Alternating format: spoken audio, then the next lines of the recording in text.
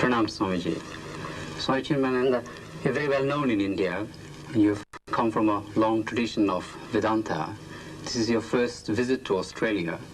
We would be interested to know what your background is, what activities you have in India at your ashram, and what brings you to the West, and in this particular instance to Australia. Mainly, we run an institution there which is working as a Hindu seminary, training young boys to understand the depth of our scripture. And they are sent out there afterwards to the various parts of India, according to their language area, and they preach and spread that idea. This is needed because for the last about 800 years, this philosophical part of Hinduism has been allowed to ruin, neglected. So the philosophical depth of our religion is unknown to us in the country now, while the rituals, the empty rituals, are still going on. So this I felt is the need that in 1952 we started it, and slowly started spreading the idea out. Then about 60, I think, I started this school, and batches of them go out every 3 years course it is. And when they are trained, they go out and start working around the whole country. Later on, we found that more and more boys are coming from America. And when they come there, they don't like the food. They're like a lot of difficulties. So I thought that why not start one in America? So we started another one in America. One of the boys, my friend, disciple, went there, and they trained that one batch of students. This is the main work. From place to place we go, and in open-air universities, we give discourses upon the Gita, and in the morning class time for limited people, the Upanishads, and try to explain it to them in terms of, or with accent to modern scientific developments that are taking place now. In order to give them some field for service and social service, and become conscious of their duties towards the society, we have started schools. Some 42 high schools are running, some 9 colleges, hospital, dispensaries, diagnostic centers, and that sort of activities, so that these members of our organization can go there and work and learn that art. Swami, you obviously think that Hinduism has something to say to people in the West. You've spoken just now of having a centre in America, right, and I think you're planning to establish a centre here in Australia. What are the problems, as you see them, of translating Hindu philosophy for people like us in the West? Can we really understand it, or is our culture so foreign that it is impossible for us? Right. Now, it is only a geographical concept that you are West and we are East. Sheer geographical. Or the color of the skin. The urges of the human mind, the needs and the demands, is universally the same. Everybody wants happiness. Even though we are wanting happiness, all our activities are to gain pleasure. Pleasure is not happiness. And therefore, whatever you may get in life, you are disappointed. What you demanded was not gained. It's something like an infant child wanting milk and screaming. The poor thing doesn't know. Then its thumb goes somewhere near the lips. The poor thing thinks that this is the nipple that's coming, and it starts sucking the thumb. After some time, there is quietude, but then it starts disappointed because no milk is coming, and therefore it starts screaming again. I think that is why the Americans call it as made a sucker of you, sucking the thumb. Similarly, we sweat and toil in order to gain more money so that we may purchase this and that. What they give you is only pleasure, but what we are demanding is happiness. This is there all over the world. But so if Vedanta is given to them, they understand that Vedanta doesn't mean that you must give up your religion and come there. pursue the religion, but you must know what are the steps, why I am taking these steps. With that understanding when you go, it is more effective. So you see Vedanta as a kind of basis for all religions? All religions. Mm-hmm. All religions based on these fundamentals. All. The fundamentals upon which all religions are based are all collected together, that is Vedanta. Mm-hmm. But historically, it being earlier, we'll have to say that Vedanta is the basis upon which all religions stand. And if there is a religion which is contradictory to these fundamentals, it is not a religion, it is only an apparent look of a religion. I was going to ask the Swami whether you have in fact many Western followers who do integrate Hinduism with the practice of a religion which they had before they came to you. Now, yes, there are very many. They are still Christians. They have not even asked me to take them into Hinduism. And even if anybody has asked, I have already told them that we have got enough number there, we don't want number. You remain in your... Because your religion also can take you there, but only with a little understanding. That orientation Vedanta gives. So there are very many, especially Jews, Christians, where we have got our centers there in the Middle East also.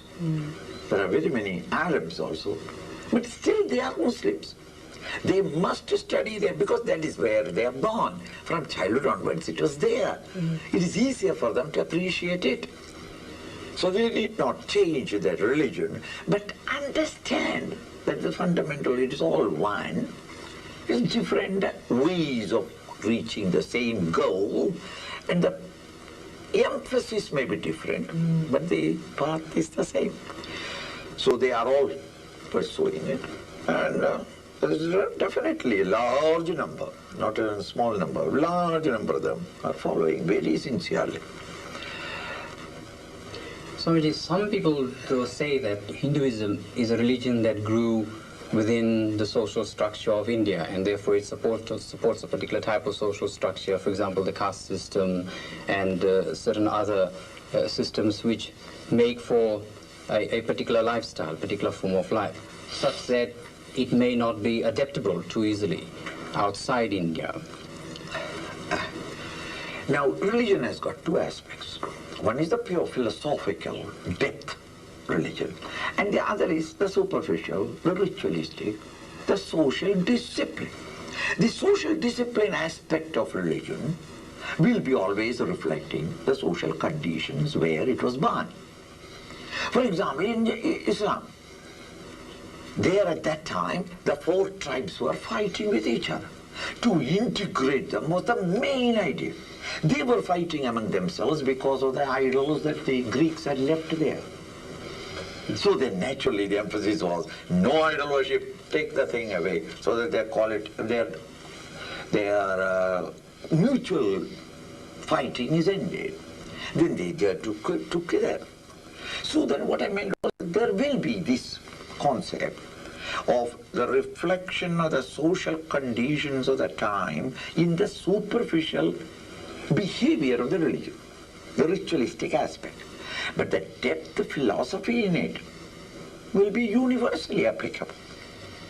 You are emphasizing philosophy, Swamiji, and yet some critics would say that for the average Hindu, the philosophical preoccupations are of very little relevance. Their religion is more to do with precisely rituals, the rites, sacrifices to the gods to get boons for themselves, and the media is more the mythologies rather than the scriptures and the philosophical things. Hence they may even go on to argue, as some people do, that the philosophical thing was imposed on these people by a particular class of people who had an interest to rule the society in a particular way. When I have got headache, I take an aspirin. I need not know what is its composition. But a few university students will have to know it because they are studying for the particular science of it. You see? In the same way, philosophy everybody need not study, cannot study. You see? But those who are studying it, they must continuously study in depth. To the average man, the millions in the world, the ritual, the church, the mosque, the temple, and go there, and for the time being mentally quieten yourself.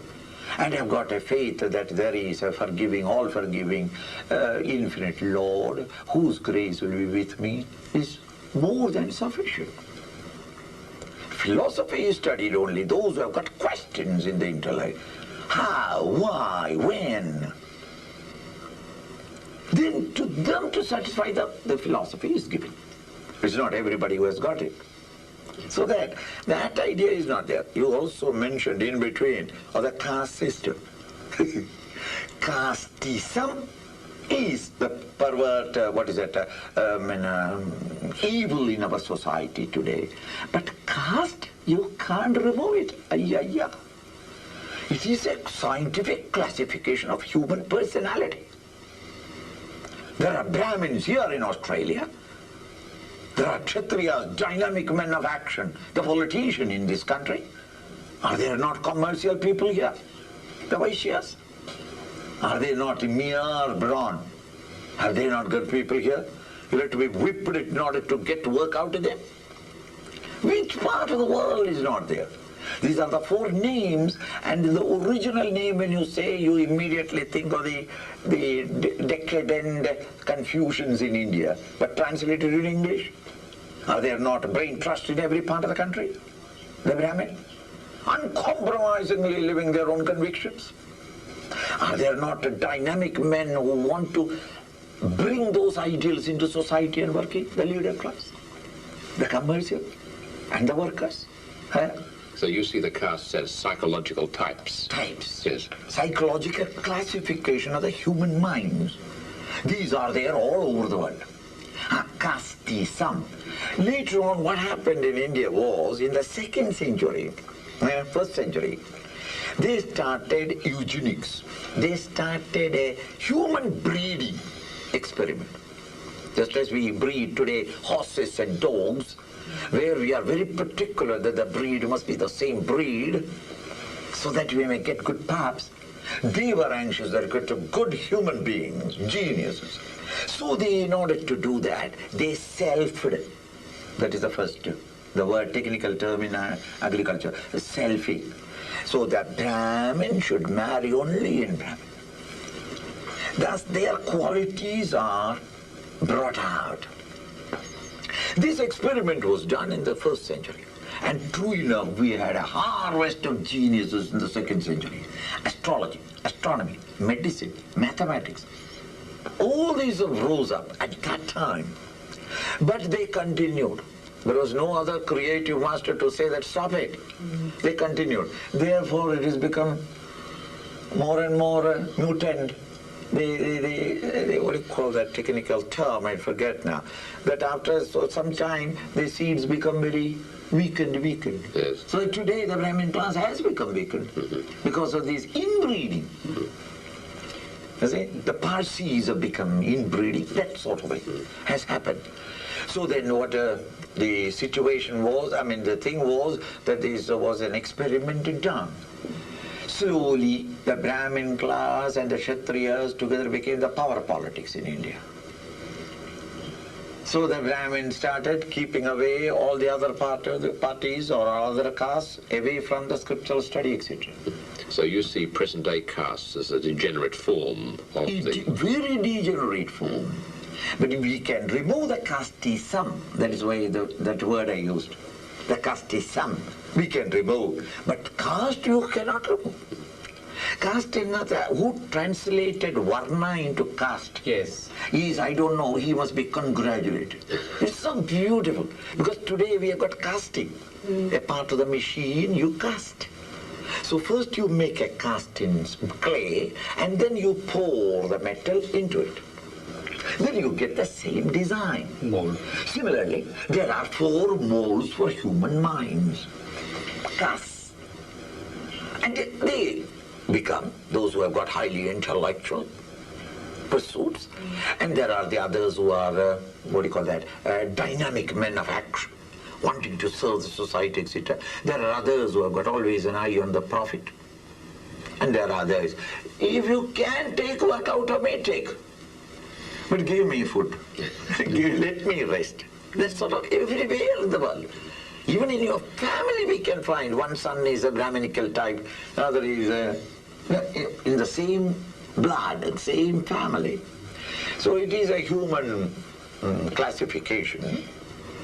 And therefore, don't say that casteism is reflected in it. No. Yes. No, it's not so much the caste system, I think, as much as the jati system. The jati is a sort of a sub-caste system which proliferated in India, and so much so that we have within the same varna many different jatis. Even the best of things, when it is in society for some time, it becomes worst of things.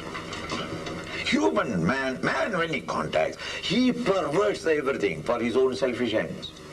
This is a nature. So there's such a beautiful thing as the caste system has deteriorated. You are telling me the story of his decay. Yes. So we are planning to have a revival of it. And this jati and all that is gone now in India. You are talking from some books.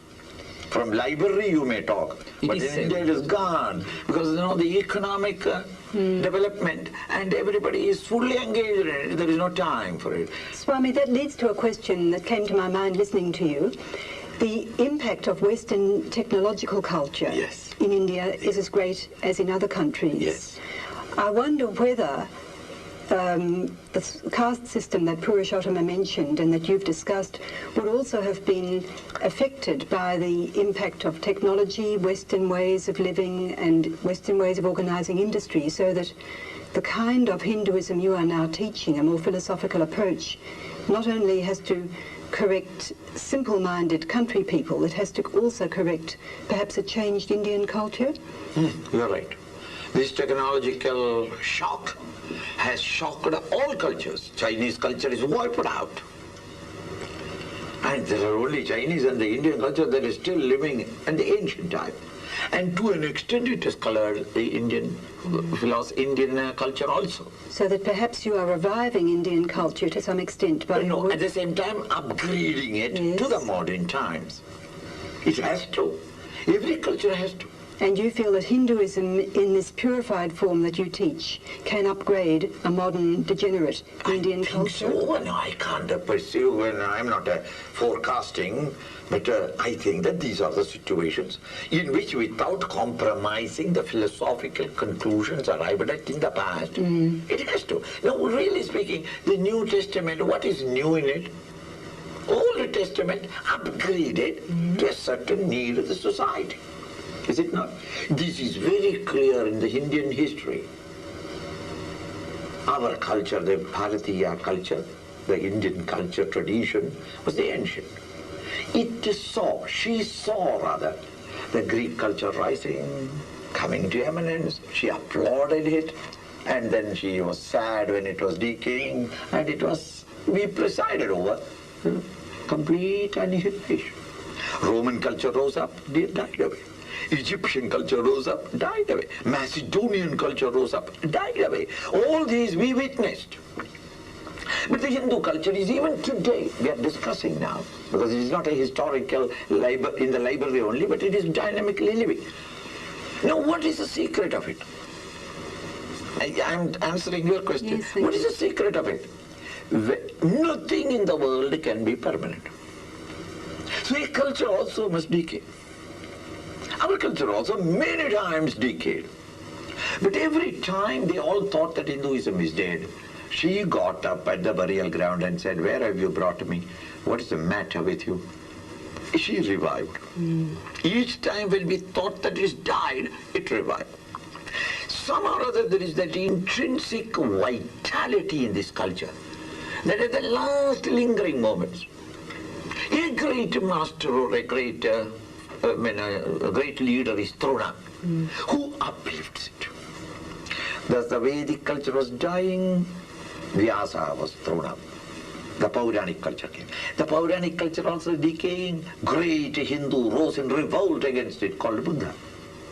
Buddhism maintained for some time. By the 7th century, Buddhism also decayed, split into small groups. Great Shankaracharya came. Shankara's answer also is not permanent. 8th century, Shankara revived. 11th century, Ramanuja had to come. 15th century, Madhva had to come. 19th century, British rule. People lost their self-confidence. They will not do anything. The great Vivekananda came and revived him. So our culture is maintained even today only because of its own intrinsic vitality through the right type of person at that crucial moment who could answer the weaknesses of that time, correct it, and give it a new push, new life. So, Swami, one of the essential features of Western culture has been its rationalism, right from the time of the Greeks, and I suppose with the development of science and technology from the 17th century onwards, once again, our culture has been much more rationalistic than other cultures. We've tended to think that unless we can work everything out by reason, then it's not there. Now, I take it that you see in Vedanta some way of transcending this fixation on rationalism. Do you think in Western culture we've forgotten what you might call very loosely the mystical tradition, the mystical dimension? When I am doing agriculture, let us say, first the flower comes out. Then I watch for a few days or a week or 2 or 10 days, the flower perishes. Then the fruit emerges. Watching what is happening in my garden, if my neighbor also starts, and the flower came, and he said, why waste 10 days?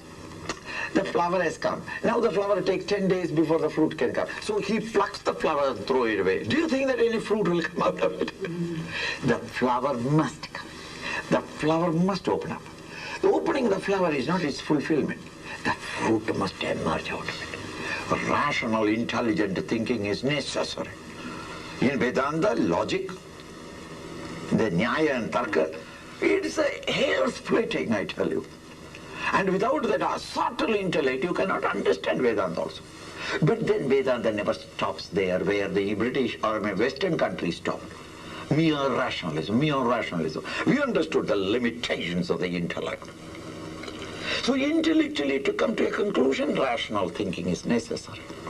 Rationalism has got a place. But then after all, even rationally when you conclude, it is only a thought. Who is the knower of the thought? What gives it vitality? It is the awareness and consciousness of subject. I conclude, isn't it? You conclude that there is no God, and therefore you say, I am an atheist. He concludes that there is God, and therefore he says he is a theist. But both these are conclusions of the intellect. Who came to know of it?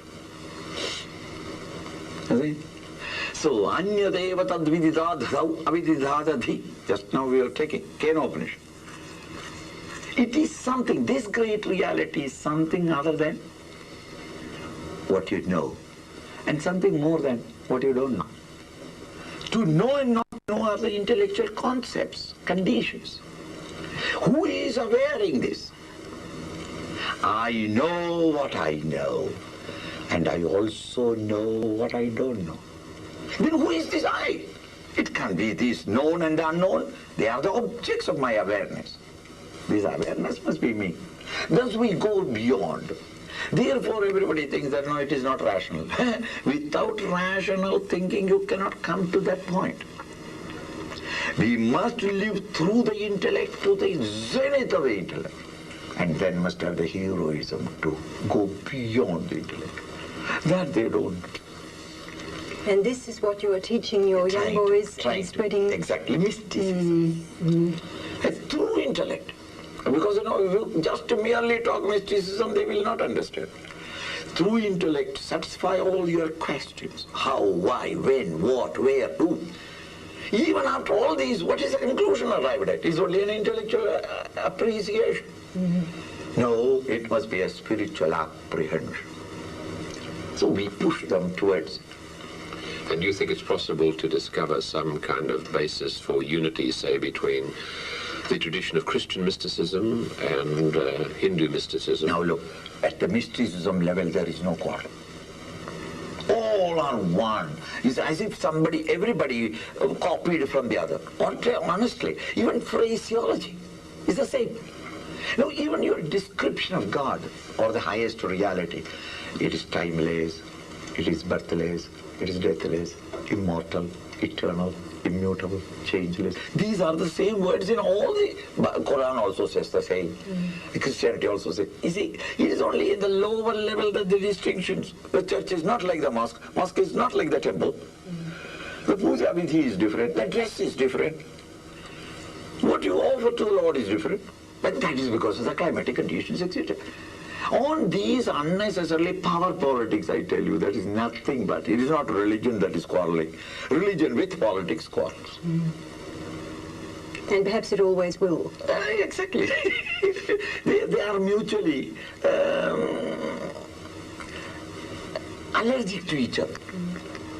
When religion and politics come together, religion also spoils, politics also spoils. Look at Iran. Is that politics? Religion spoiled it.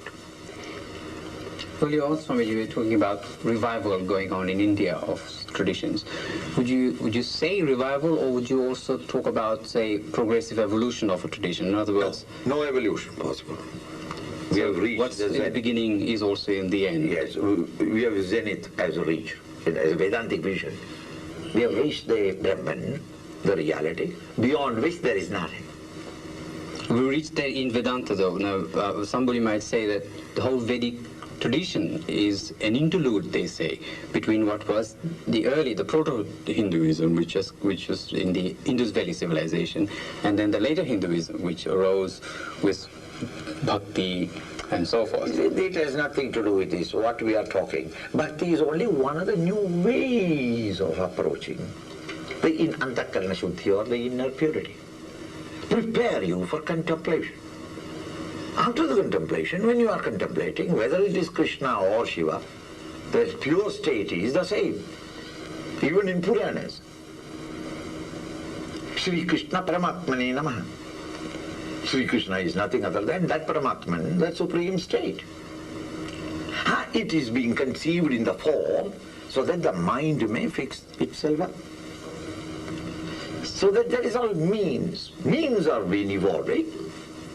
But do you think there are any changes possible in Vedanta due to, say, the advent of modern science and Christianity? There's been a lot of rethinking, I suppose, of Christianity because of the advent of science. Right. Christianity has to, because Christianity unfortunately stood against science.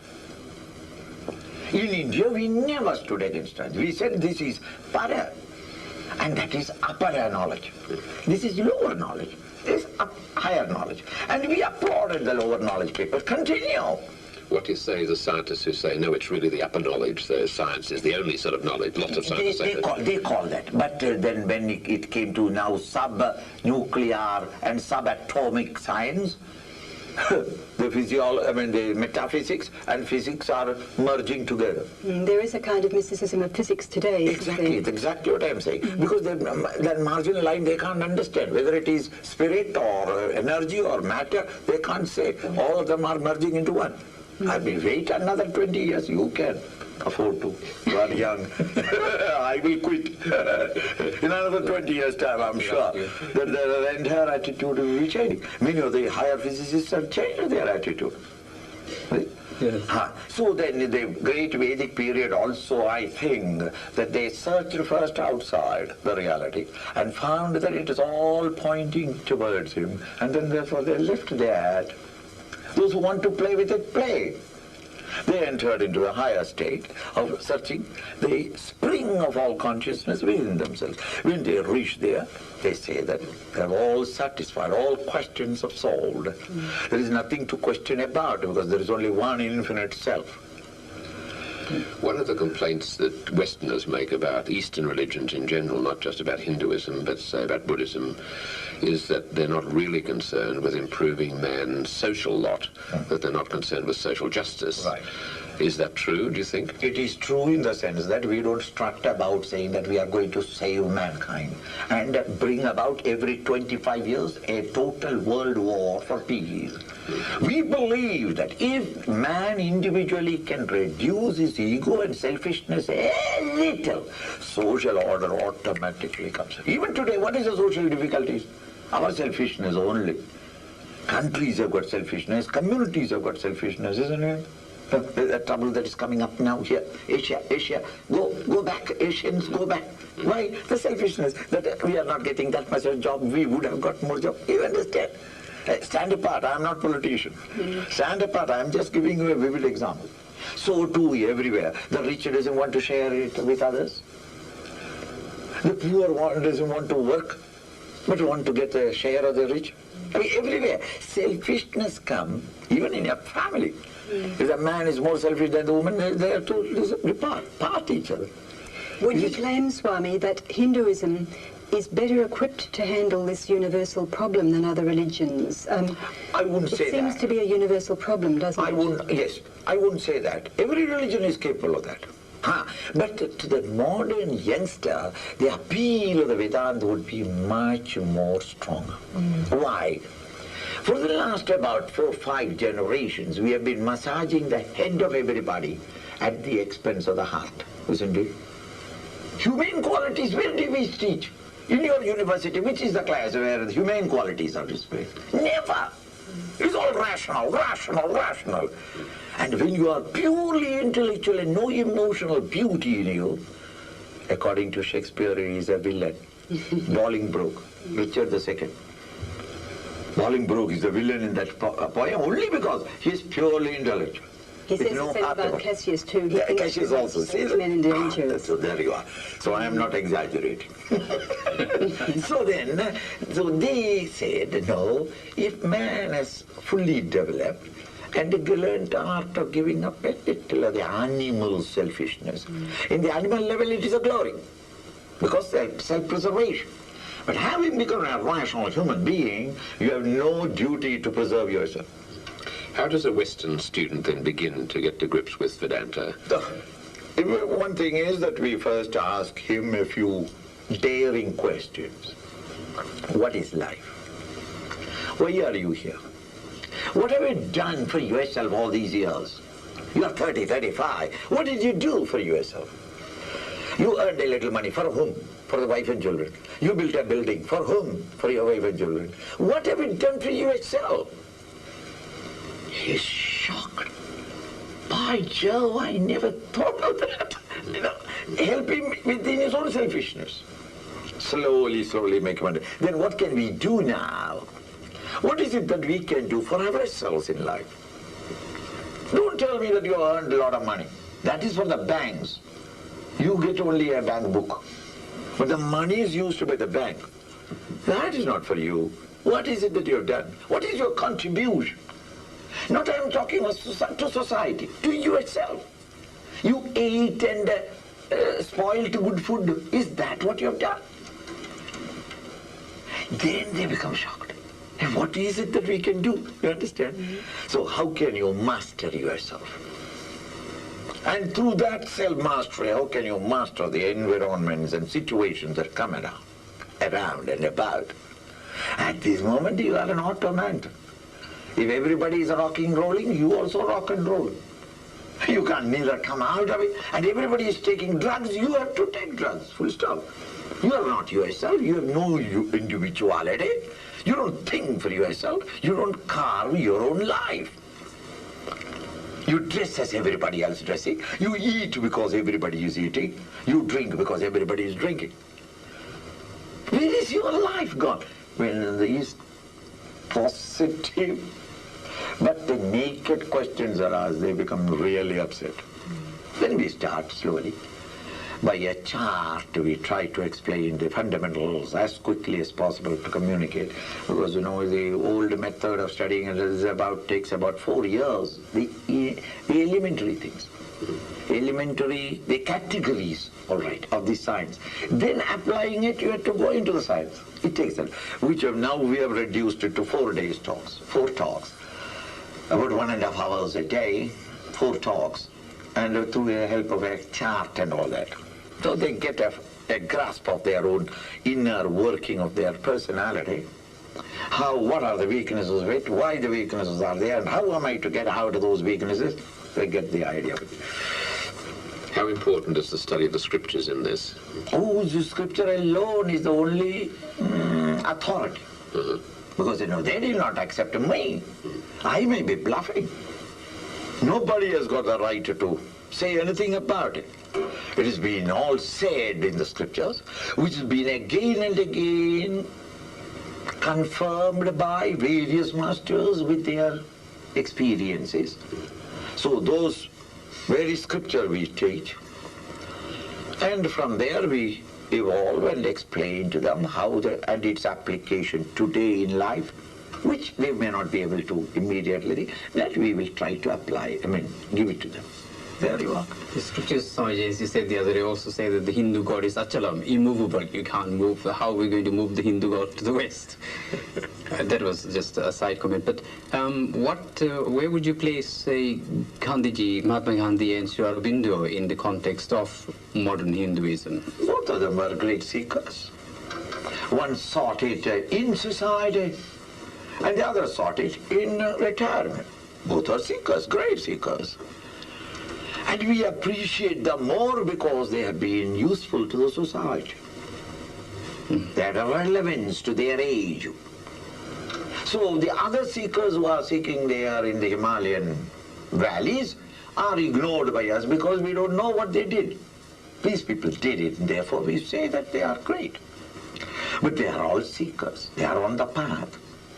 A Mahatma, a sadhu, from Uttarakashi, that is one part of the Himalayas. He went there to Mahatma Gandhi in Dehradun, and early in the afternoon he was sitting and doing the spinning as usual. So at that time he got the interview, so he went there. He went there and with that excitement, he's a pretty old man. He said, Maharaj, Gandhiji, now you have done enough to society. Now why don't you come to the Himalayas? So he said, yes, but in the Himalayas what will I do? So he said, seek there the peace that passeth all understanding. The peace. Live peacefully there. You have done your share. Mahatma Gandhi, as he is doing, he has not stopped it. You are still doing it. Swamiji, you are seeking peace in the Himalayas. Gandhiji is seeking peace in peacelessness, in struggle, in the world. Ashanti mein shanti dhoond raha hu. You see, Ashanti means where there is conflicts. There I want to discover peace, and not peace in the peaceful realm.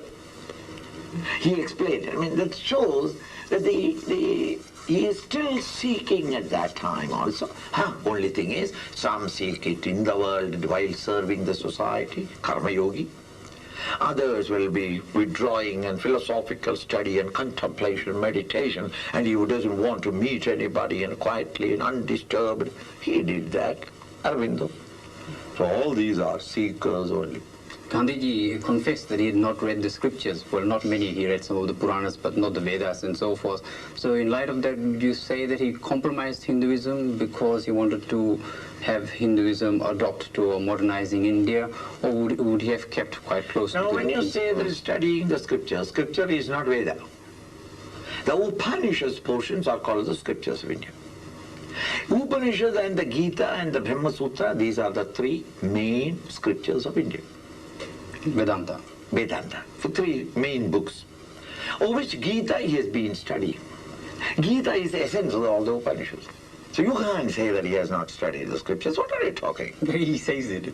He says it because he has not done the orthodox method, gone to the university of specializing, university in the Himalayas, specializing it. He did not do it.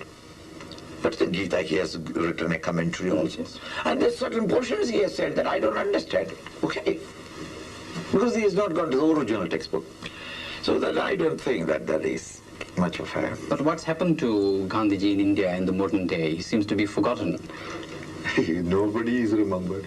Now what has happened? Stalin, what has happened? Hitler, I can't even pronounce the word in Germany. They will munch my nose flat. Punch my nose flat, is it? These are all great men. Whether good or bad, in their time they must have done, but so So one last question, Swamiji. If suppose India suddenly became communist or something and decided like China to get rid of religion, would you think Hinduism would still survive? What is their definition of religion? Church, mosque, or the temple, and their rituals. Isn't it? Yes. All these will go away. Still the Vedanta will stay. So it's not geographically... Never, never. Islam came and broke all the idols, isn't it? About 400 years they have been breaking idols. Only their muscles developed.